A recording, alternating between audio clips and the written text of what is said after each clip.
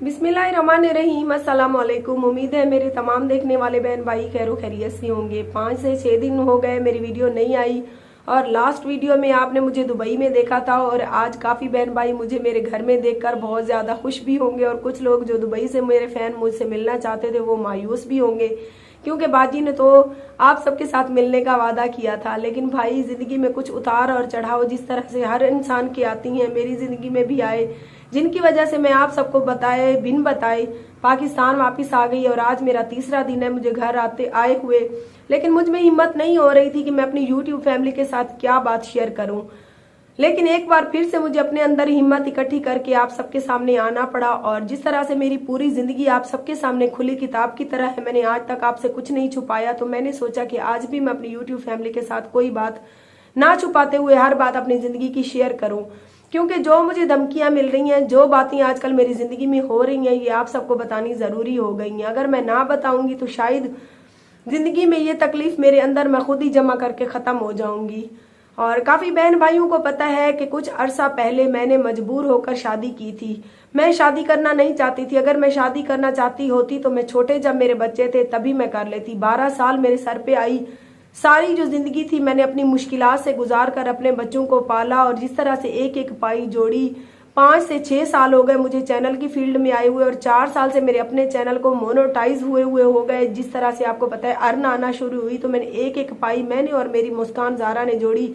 हमने प्लाट लिया, हमने अपने घर को आहिस्ता आहिस्ता आहिस्ता आहिस्ता बनाना शुरू कर दिया। काफ़ी बहन भाइयों ने इसमें हमारी इमदाद भी की, मदद भी की, सपोर्ट भी की।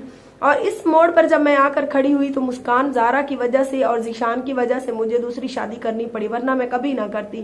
जीशान जब बड़ा हुआ तो ये काफ़ी नाफरमान हो गया, ना काम सीखता था ना पढ़ता था, कई कई दिन घर से भाग जाता था। और उसके बाद जब मुस्कान को मैंने यूनिस और उसके घर वालों से रोका तो वो भी नहीं रुकती थी, कहती थी कि अम्मी आप मुझे अपनी खुशी खुशी दे दो। तो इन्हीं तकलीफों से गुजरते हुए मैंने कहा कि मैं जिन बच्चों के लिए तुमने सारी जिंदगी कुर्बान की, अपनी खुशियां, अपनी जवानी, तो आज वही बच्चे तुम्हारे नहीं बनते। तो ये नहीं कि मैंने अपने बच्चों की परवरिश अच्छी नहीं की थी। माँ तो कोशिश करती है कि अपने बच्चों की अच्छी परवरिश करे, लेकिन बच्चे जो होते हैं कहते हैं ना, जैसा बाप होता है वैसी औलाद होती है। कुछ ही किस्मत वाले बच्चे होते हैं जो अपनी माँ पर जाती हैं और अपनी माँ की तकलीफ और उसका एहसास करती हैं। अगर सोचते तो मेरे बच्चे सोचते कि कितनी तकलीफों से गुजरकर हमारी माँ ने कितनी मुश्किलात से गुजरकर हमें पाला और एक एक पाई जोड़कर हमारी माँ हमारे लिए घर भी बनवा रही है। और कुछ हमारे इलाके के चंद ऐसे घटिया लोग जो मेरे पीछे इतने पड़े कि वो कहते थे या तो ये हमारे साथ फ्रेंडशिप करे या शादी करे या ये इलाका छोड़ दे। तो मैंने उनको खुला चैलेंज कर दिया कि इलाका उनके बाप का नहीं है, ना ही उनकी माँ का है। ये इलाका साझा है मेरी माँ और बाप की, जहाँ पे कब्रें हैं, मैं वो इलाका क्यों छोड़ूं। तो इस वजह से मुझे मजबूर आकर शादी करनी पड़ी। एक बार तो मैं कहूंगी कि मेरी माँ कहती थी कि मेरी माँ ने गलत फैसला किया, मुझे छोटी सी उम्र में 1 लाख रुपए में बेच दिया। लेकिन जिंदगी के इस मोड़ पे आकर आज मैं भी पछता रही हूँ कि फैसले बड़ों से ही नहीं छोटों से भी गलत हो जाती हैं। मैंने भी जिंदगी में दूसरी शादी करके बहुत ज्यादा गलत फैसला किया, जिसका मुझे आज बेहद पछतावा हो रहा है। 4 से 5 दिन रोने के बाद, अपने आप को तकलीफ देने के बाद आज आप सबके सामने बैठी हूँ। इसलिए बैठी हूँ कि आप सबको बता दूं, इस बात का आप सबको पता होना चाहिए। तो बात मुख्तसर ये करती हैं कि आपको पता है जब मेरा ये दूसरा शौहर है, पहले तो मीठा होकर इसने शादी की, मेरी और मेरे बच्चों की सारी जिम्मेदारी संभालने की कसम ले ली। उसके बाद आहिस्ता आहिस्ता जब शादी हो गई तो इसने भी अपना रंग दिखाना शुरू कर दिया। पहले तो ये कहता था कि चैनल छोड़ दो। मैंने कहा कि यार चैनल से अगर कुछ ना कुछ आ रहा है तो मैं आपके ऊपर और मेरे बच्चे आपके ऊपर बोझ तो नहीं है। लेकिन इसकी वजह से मैंने हर उस अच्छे यूट्यूबर से दुआ सलाम छोड़ दी। अगर कोई घर में फैन लड़कियां या औरतें आती थी तो मैं उनसे भी इसी की वजह से मिलना छोड़ दिया। मैंने इनकार कर देती, मैं घर में छुप जाती थी, क्योंकि इसने मुझे 2 टोक अल्फाज में कह दिया था कि किसी के साथ, चाहे वो बेशक औरत भी, उसके साथ वीडियो ना बनाओ आप लोग, वरना आपका और मेरा झगड़ा होगा। इसी की वजह से मैंने यानी कि पूरी यूट्यूब से लाताल्लुकी इख्तियार कर लिया। आहिस्ता आहिस्ता मैं अपना चैनल भी छोड़ती जा रही थी। लेकिन जब इसका मेरे बच्चों के साथ रवैया बुरा हुआ तो मैंने यही सोचा कि मैं भी ये तो अभी से बदलना शुरू हो गया है, तो मैं कुछ ना कुछ आ रहा है तो अपने बच्चों की जरूरत ही पूरी कर रही हूँ। पिछली बार ये छुट्टी पर आया तो आपको पता है हमारा अच्छा खासा झगड़ा हो गया इसी घर के खर्च को लेकर, क्योंकि ये दुबई से कहता था कि मैं खत्म करके आ गया हूँ। जब ये वहां से खत्म करके आ गया तो सारा दिन यहाँ भी सोया रहता था। तो मैं कहती थी अभी मेरा जो घर का काम है वो बीच में रुक गया, अभी वर्क भी मेरा रुका हुआ है, क्योंकि पहले मुस्कान ज़ारा की डेथ हो गई, उसके बाद छोटी मुस्कान ज़ारा पैदा हुई। अभी फिर से मुझे बच्चा हो गया, अभी 6ठा महीना है मुझे, तो इस तरह से मैं वर्क भी चैनल पर नहीं कर सकती हूँ। आप भी अपना काम छोड़कर बैठे हैं तो हमारा क्या होगा। तो इस वजह से इसने, आपको पता है, जो झगड़ा किया, बात हमारी तलाक तक जा पहुंची थी।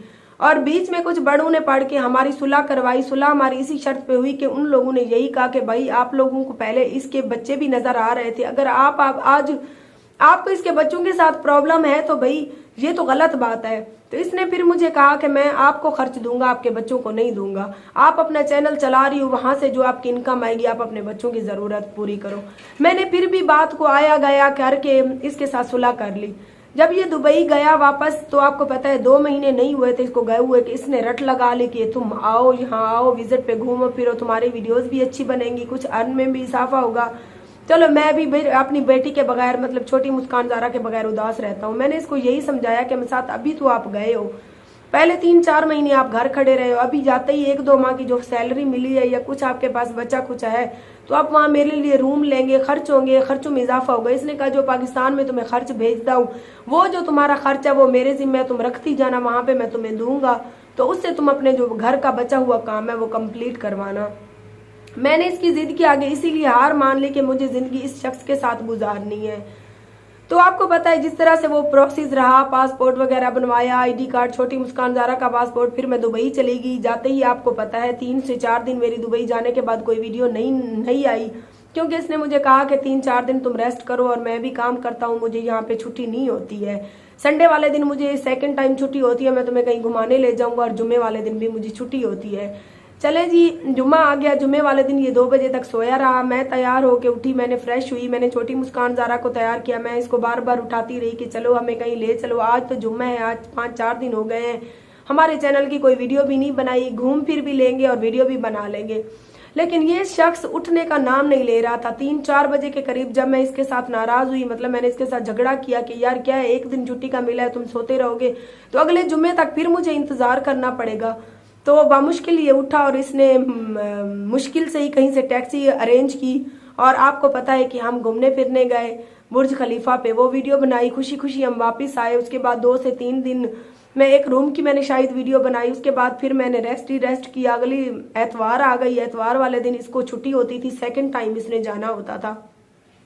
मैंने इसको कहा कि मैं साथ आज एतवार है तो हमें कहीं घुमाने ले जाओ, मेरी वीडियो भी बन जाएगी। इतने दिन से हमारे सब्सक्राइबर भी आपको पता है बेचैन थे, इंतजार कर रहे थे।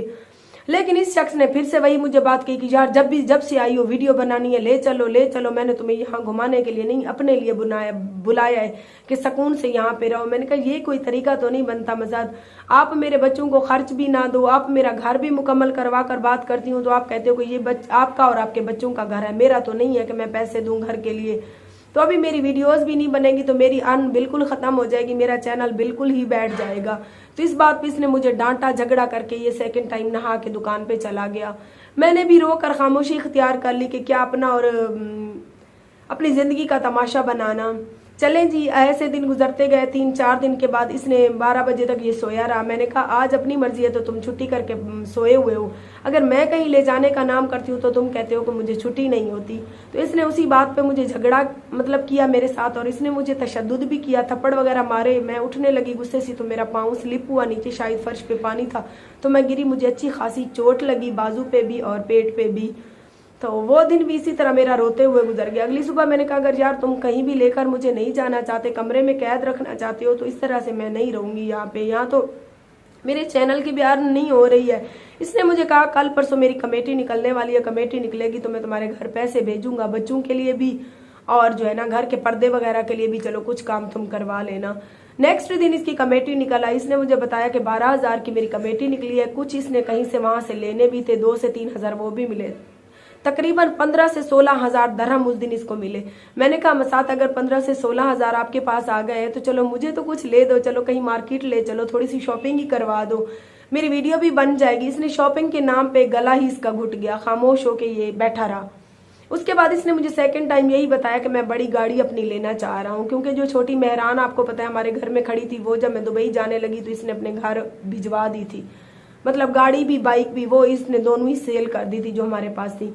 तो मैंने कहा तुम गाड़ी लेना चाहते हो, गाड़ी से पहले हमारे घर के पर्दे डलवाने जरूरी हैं, क्योंकि आगे सर्दियां आ रही हैं, सर्दियों में हम धूप में बैठेंगे, बच्चे कहीं गिर ना जाएं। इसने कहा मेरी यही शर्त है कि मैं आपका घर एक शर्त पे बनवाऊंगा कि वो घर मेरे नाम कर दो, अगर मेरे घर नाम पे नहीं होगा तो मैं क्यों अपने पैसे जाया करूं। मैंने कहा ये तो कोई बात ना हुई मसाद कि घर आपके नाम करूं तो आप बनवा कर दोगे, वरना मैं आपकी बीवी नहीं हूं, आपका हक नहीं है। इतनी मुश्किलात से गुजरकर मैंने पूरा घर खुद बनवाया अपने दम पे। उसके बाद अगर सिर्फ पर्दे और बाकी बैकग्राउंड प्लस्तर रहता है तो तुम कहते हो कि मैं अपने दम पे बनवाऊं, तुम मुझे कुछ नहीं दोगे। क्या सिर्फ रोटी और कपड़े के लिए मैं आपकी बीवी हूँ? बीवी की और भी तो जरूरियात जिंदगी होती है जो शौहर के जिम्मे होती है। फिर से इसने जनाब मेरे साथ इतना झगड़ा किया कि मैं सारी रात रोती रही, लेकिन इस शख्स ने मुझसे बात नहीं की, पीट करके ये सोया रहा। अगली सुबह मैंने इसको मैसेज किया कि मैं साथ चलो, आईफोन जो आप लेके आए थे, वो जो आईफोन आप लोगों ने मेरे हाथ में देखा था, वो ये जब छुट्टी पे आया था तो ये लेके आया था। जब वापस जाने लगा तो ये अपना मोबाइल साथ ही ले गया था। मैंने कहा मुझे आपसे एक आईफोन की भी उम्मीद नहीं है कि कम से कम मेरा शौहर मुझे एक अच्छा मोबाइल ले दे। जेवर वगैरह आपने पहले कभी मुझे नहीं लेके दिए, जमीन भी कोई मेरे नाम पे नहीं निकाह में लगाई, और मेरे घर बनवाने के लिए आप पैसे भी नहीं देते हो, तो फिर आप मेरे किस चीज के शौहर हो? तो ये गुस्से से कमरे को बाहर से लॉक कर जाता था। खाना नाश्ता मंगवाया, मैंने गुस्से से नाश्ता नहीं किया तो ये टेबल पे रखता और कमरे को बाहर से लॉक करके चला गया। मैं सारा दिन रोती रही। असर के टाइम फिर मैंने इसको मैसेज किया, मैंने कहा यार मेरी भी कुछ शर्तें हैं, अगर आप मानोगे ठीक, नहीं मानोगे तो फिर मुझे भी आपके साथ नहीं रहना। इस कैद में आप मुझे कैद कर जाते हो, कमरे में ताला लगा जाते हो, ना ही मुझे कहीं बाहर लेके जाते हो, ना ही आपके पास पैसे होते हुए मुझे कहीं शॉपिंग के लिए लेके जाते हो, ना ही आपने पूरी निकाह में 2 साल हो गए, निकाह में कोई गिफ्ट भी नहीं आपने मुझे दिया। नहीं, यहाँ तक कि मेरी ये देखिए कान भी सुने हैं, कभी इसने ये भी नहीं कहा कि ये लो 50 से 60 हजार एक सोने की बालियां ही मेरे नाम की डाल लो अपने कान में। तो मैंने कहा मेरे किस चीज के शौहर हो? जो पैसे होते हैं अपनी माँ को भेजते हो, भाइयों को भेजते हो, अपने पहले बच्चों को भेजती हूँ। मैंने कभी कोई बात नहीं की। मेरी जो अर्निंग आती है उससे मैं थोड़ा थोड़ा अपने घर का काम करवाती जा रही हूँ। आप सबको पता है कि जब मैंने इसके साथ निकाह किया तो मेरे घर की छत मुकम्मल हो चुकी थी, छतें वगैरह डल चुकी थी। उसके बाद बाकी रहते थे हमारे पलस्तर। जैसे ही मुस्कान पहले यूनिस की डेथ हुई तो काफी हमारी लोगों ने वीडियोस देखनी शुरू कर दी कि पूरा पीछे से देखेंगे इनका प्रोसेस क्या था, मंगनी किस तरह हुई, रिश्ता किस तरह हुआ। तो इस तरह से उस महीने मेरी 4 लाख रुपए अर्निंग हुई, 4 से 5 लाख रुपए यूट्यूब की, 4-5 लाख उधर से। मतलब अभी महीना नहीं यूनिस की डेथ को हुआ था कि मुस्कान की भी डेथ हो गई। फिर मैंने चाहे वीडियो नहीं भी बनाई, मेरी पुरानी वीडियोस इतनी चली कि 4 से 5 लाख उस महीने मेरी अर्निंग हुई। तकरीबन 8 से 9 लाख रुपए मेरी अर्निंग से मैंने सारे पलस्तर के काम करवाए। मैंने इसको कहा कि यार मुझसे पैसे जाया हो जाएंगे, घर तो खड़ा है, आज भी बनवाना है, कल भी। तो इसने मुझे कहा कि चलो मैं मिस्त्री वगैरह से बात करता हूँ। मिस्त्री इसके भेजे हुए थे, पैसे मेरे अपने थे जो मैंने पलस्तर करवाए।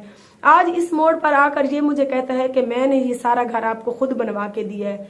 तो मैंने कहा ये घर मेरा है, मेरी मेहनत का है। अगर ये घर आपने मुझे बनवा कर दिए, इस घर को बनवाने के लिए कहता है कि मैंने 50 लाख रुपए दिए हैं। आप खुद सोचे, जो शख्स एक बीवी को मोबाइल देकर उससे उठा ले, वो क्या 50 लाख रुपए ऐसे ही किसी को दे देगा? निकाह में तो तुमने मुझे 1 तोला जेवर नहीं लिख के दी, 1 मरला जमीन का नहीं लिख के दे दिया, तो ये 50 लाख रुपए अब कहता है कि ये घर मैंने बनवा कर दिया है। तो मेरी 2 शर्तें हैं। मुझे कहने लगा या तो अपने बच्चों को घर से निकाल दो, उनके पहले बाप को दे दो, क्योंकि ये बच्चे तुम्हारे आज भी नहीं है, कल भी नहीं है। तो फिर मैं तुम्हारे बारे में सोचूंगा कि तुम्हें कितनी जरूरियात है जिंदगी के लिए खर्च देना है, या तुम्हारा घर बनवाना है या नहीं। या दूसरी शर्त ये है कि तुम ये घर जो है मेरे नाम कर दो, तभी मैं इसको मुकम्मल करवाऊंगा। मैंने कहा ना ही मैं अपने बच्चे छोड़ूंगी, ना ही ये घर मैं तुम्हारे नाम करूंगी, क्योंकि ना ये घर तुम्हारा दिया हुआ है, ना ही ये मेरे पहले शौहर का दिया हुआ है, और ना ही ये मेरा है, ये मुस्कान के बहन भाइयों का है। क्योंकि मुस्कान अगर पीछे बच्चों को माँ बन के ना संभालती तो मैं बाहर कभी भी चैनल ना चला सकती थी और ना ही कोई कर सकती थी। वो पीछे माँ बनकर उसने बच्चों को पाला, मैंने बाप बनकर बाहर मेहनत की, रुली, मैंने एक एक पाई जोड़ी। तो मैंने 5 मरले लिए, 1 मरले का इंतकाल रहता था, उस 1 मरले के पैसे इसने 1,60,000 रुपए दिए थे मुझे। और जब मुस्कान की डेथ हुई तो हमारी 28 को इनकम आ जाती है और 6 को मुस्कान की डेथ हुई, तो कुल मतलब यानी कि कफन से लेकर कब्र तक सारे पैसे मैंने अपने दिए। लेकिन इसने कुल ख्वानी के लिए 1 लाख रुपए भेजे, वो भी अपनी खुशी से। इसने कहा कि मेरी भी बेटी थी, मेरा भी हक बनता था। आज वो 1 लाख रुपए भी अपने गिन रहा था, कहता है 1 लाख रुपए मैंने मुस्कान को कुल ख्वानी के लिए भेजे थे, 1.5 लाख रुपए मैंने अपने मरले के लिए, जो 1 मरला तुमने मुझे कहा था कि मेरे नाम करवाना है, वो 1 मरले की इसने 2.5 लाख हो गए। उसके बाद पिछले साल जब ये मुझे विजिट पे इसने मंगवाया था, कहता है कि जब मैंने तुम्हें विजिट पे मंगवाया था 6 लाख रुपए तब मेरे लगे थे। तो कहता है 8-10 लाख मेरे ये बनती हैं, और इस बार जो विजिट पे आई बैठी हो ना 7 से 6 लाख अब मैंने भरे हैं। टोटल मेरे 18-19 लाख 20 लाख बनती हैं। और जो मैंने पूरे साल 2 साल में निकाह किया, खर्चा किया महीने का 1,50,000 मैं तुम्हें देता रहूं, सो टोटल मेरा हिसाब बनता है 50 लाख रुपए।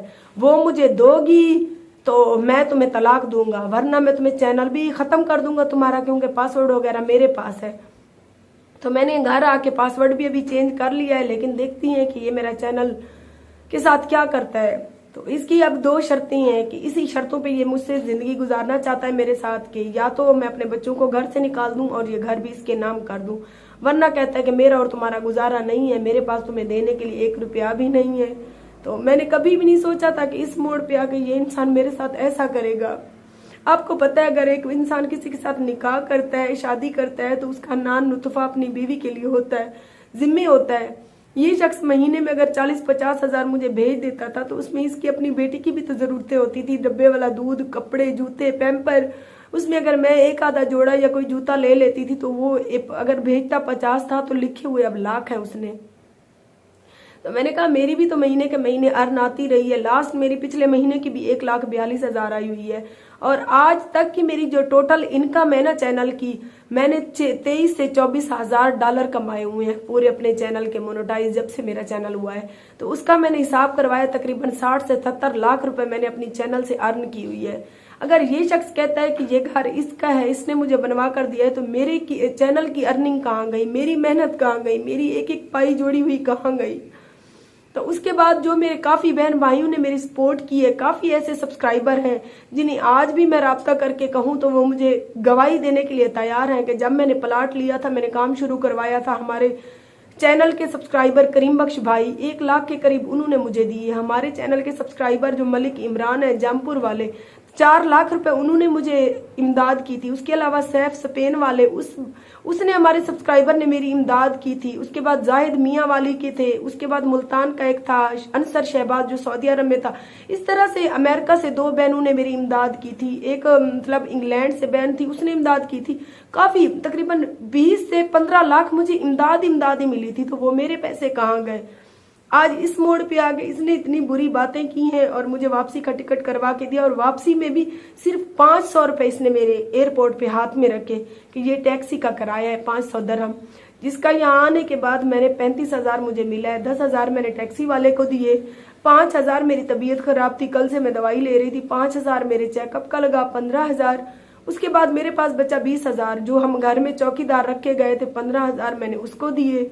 और मेरे पास अभी 8 से 10,000 बची है। मैंने कल इसके साथ राब्ता किया। मैंने कहा देखो झगड़ा अपनी जगह, जो बातें हुई, जो तकलीफ तुमने मुझे दी वो सारी एक साइड पे, यार मुझे घर का खर्च तो दो। कहने लगा तुम्हारी अपनी जिंदगी है, तुम अपनी मर्जी से जियो, चैनल चलाओ ना चलाओ, किसी के साथ काम करो ना करो, मेरा तुम्हारे साथ और तुम्हारे बच्चों के साथ कोई वास्ता नहीं है। यहाँ तक कि जो इसकी अपनी बेटी है उसके साथ भी कोई वास्ता नहीं है। ना ही मेरे पास आप लोगों को देने के लिए 1 रुपया है, ना मुझसे उम्मीद रखो। यही कह के इसने कॉल बंद कर दी और कहने लगा कि तुम अपनी मर्जी जियो जिंदगी और मैं अपनी जीऊंगा। और साफ खर्च देने से भी इनकार कर दिया। अब 6ठा महीना है, अभी फिर से मेरा बड़ा ऑपरेशन होगा। तो इसीलिए मैंने यही सोचा कि सबसे पहले मैं खर्च का दावा दायर करूंगी इसके ऊपर। ये तो नहीं कि मुस्कान के बाबा की तरह ये सोचता है कि बस जब जिंदगी में आया आ गया, जब तक इस्तेमाल किया, उसके बाद जब दिल किया छोड़ दिया। मेरा कसूर क्या है? यही कि मैं अपने पहले बच्चे नहीं छोड़ना चाहती, या मेरा कसूर यही है कि जिन बच्चों के लिए मैंने जिंदगी बर्बाद की वो बच्चे भी मेरे नहीं बनते।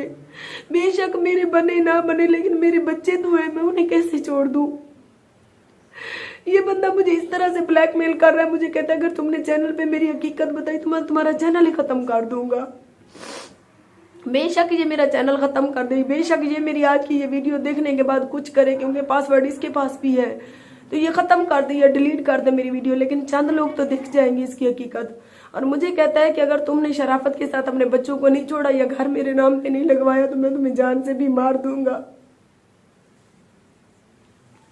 तो 4 दिन से मैं आई रो रही थी। मैंने कहा रोते रोते मेरी जिंदगी किस तरह बसर होगी, आखिर मैंने उठना है, पहले की तरह मैंने हिम्मत करनी है अपने बच्चों के लिए, अपने घर को बनवाने के लिए। क्योंकि अभी आपको पता है मेरा घर अधूरा खड़ा है। यूनिस के बाप से लड़ाई हुई, देखिए आप लोग, तो उसने कहा कि 30-40 लाख रुपए इन्होंने हमारे खाए हैं। अब 50 लाख रुपए ये कहते हैं मेरे खाए। एक पठान कुत्ते को इन लोगों ने मेरे पीछे लगाया तो वो कहता था 20-25 लाख इन्होंने मेरे खाए हैं।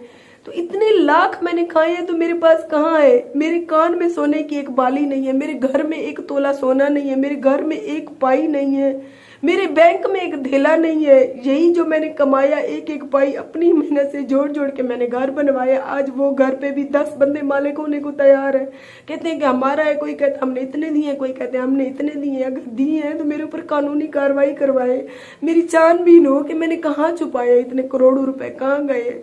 एक अकेली औरत को अकेली औरत समझ के ऐसा फायदा ना उठाए आप लोग।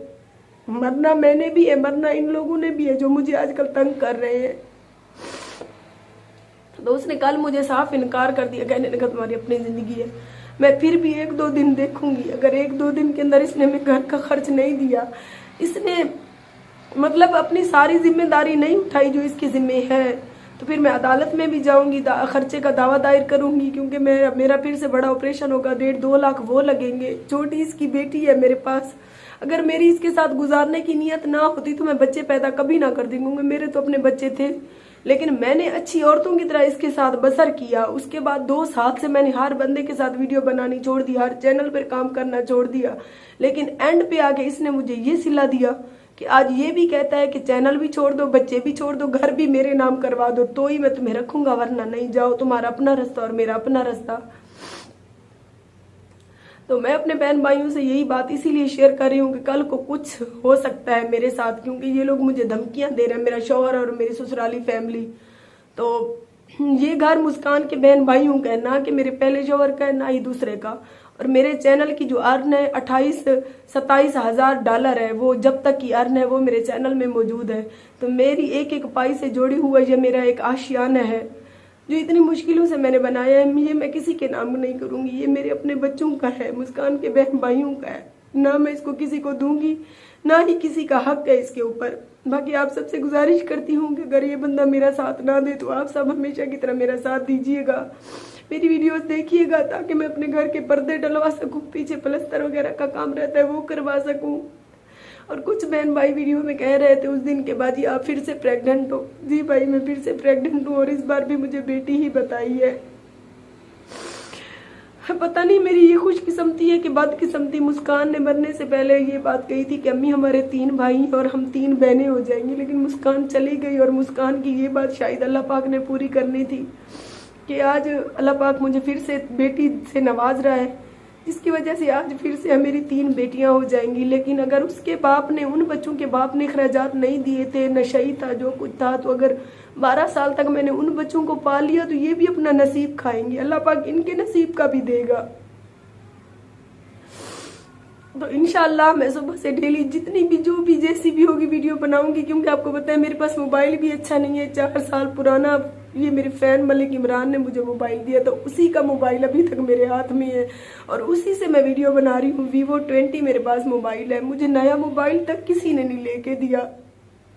तो 50 लाख रुपए देने के दावे करता है ये। तो मैं इसीलिए आज सारी बात बता रही हूँ। उसके बाद अगर इसने मुझे नहीं दिया तो मैं मुख्तलिफ चैनल्स पे भी काम करूंगी। अगर कोई भाई मुझे अपने चैनल के लिए ज्वाइन करना चाहता है तो वो मुझे आज की वीडियो में कमेंट में बताए। महाना जिस तरह से मैं पहले 20,000, 15,000, 25,000 सैलरी पे मैं मुख्तलिफ चैनल्सों पे काम कर चुकी हूँ, तो अभी भी मैं करूंगी, क्योंकि मुझे अपने घर को भी बनवाना है, मुकम्मल करवाना है, मेरे बच्चों की ज़रूरतें भी हैं और महंगाई है, आपको पता है। तो इंशाल्लाह मिलेंगे सुबह किसी और वीडियो के साथ। अपना बहुत सारा ख्याल रखिए और मुझे अपनी दुआओं में याद रखिए। अल्लाह निगहबान।